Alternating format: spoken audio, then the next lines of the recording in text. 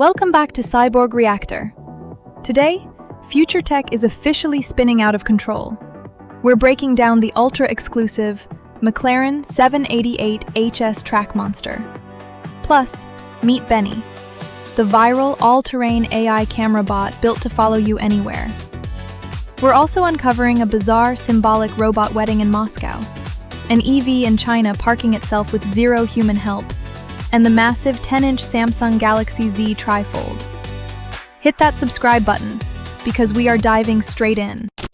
McLaren just unveiled the 788HS, the most extreme supercar they've ever built on this platform, and only 200 will ever exist.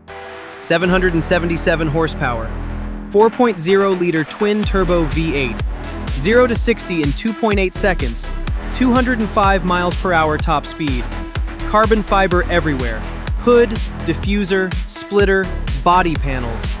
The HS badge has only appeared on 2 McLarens before this one, ever. It weighs 2,789 pounds and produces the highest power-to-weight ratio of any car in its entire lineage.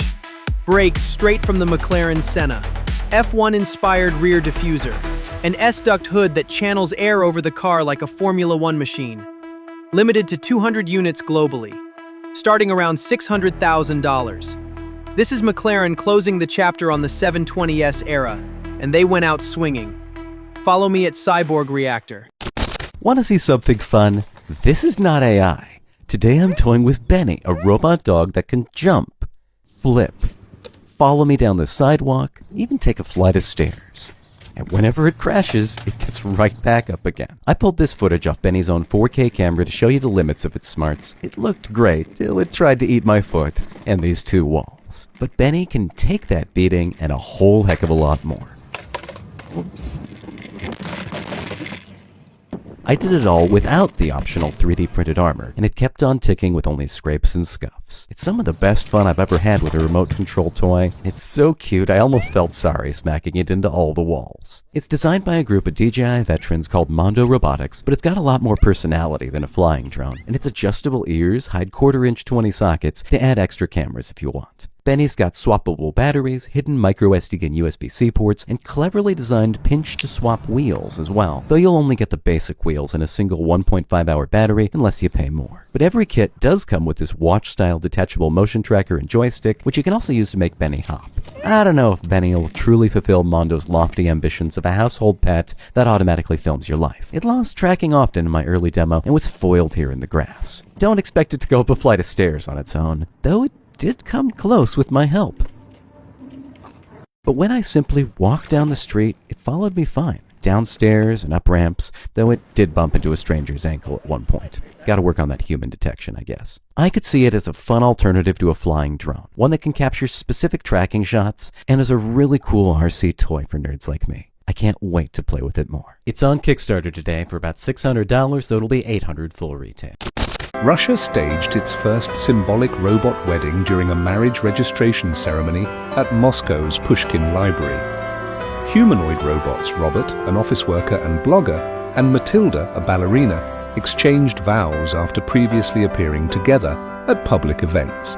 Accompanied by a robot dog, the ceremony showcased advanced humanoid robotics while blending technology, entertainment, and imaginative storytelling for the public.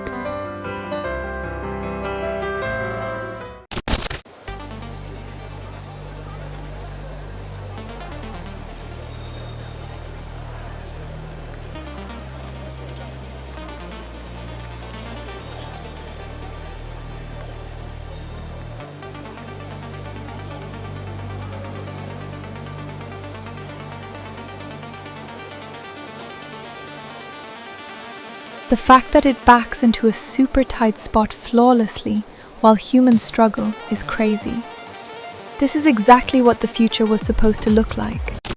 I just had the chance to try Samsung's new Galaxy Z TriFold, the first new type of phone it's launched in a long time. Instead of just folding in half like its other foldables, this phone actually folds in 2 places, enabling it to open up kind of like a brochure so that you can fit a screen roughly the size of an iPad in your pocket. This also comes as Samsung is facing increased competition in the market for foldable phones from companies like Google and Motorola.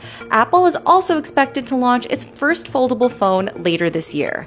Based on the short amount of time I had to play with the new phone, I did find it technologically impressive, but Samsung didn't really give me a compelling reason to want to carry around a giant screen in my pocket.